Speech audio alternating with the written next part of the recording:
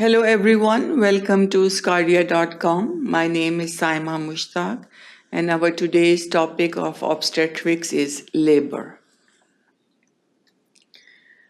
We divided our lecture into 5 sections. In the first section, we will talk about the effect of maternal anatomy on the process of the labor.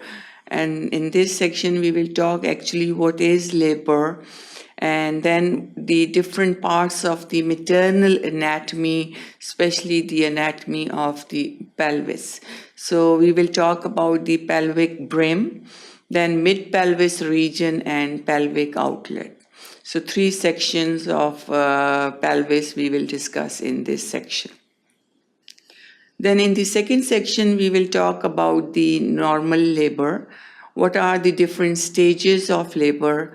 What's the normal labor and how we can manage the normal labor?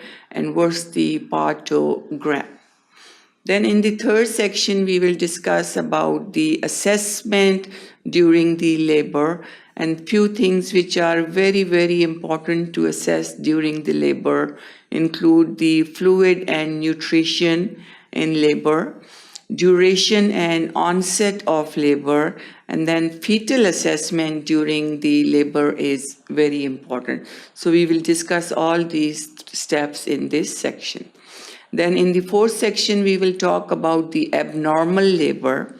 What's the pattern and management of abnormal labor? What's cephalopelvic disproportion and malpresentation? And what's the Bishop score? Then in the fifth and final section, we will talk about induction of labor, how we can relieve the pain during the labor, how we can induce the labor, and the clinical risk management of induction of labor.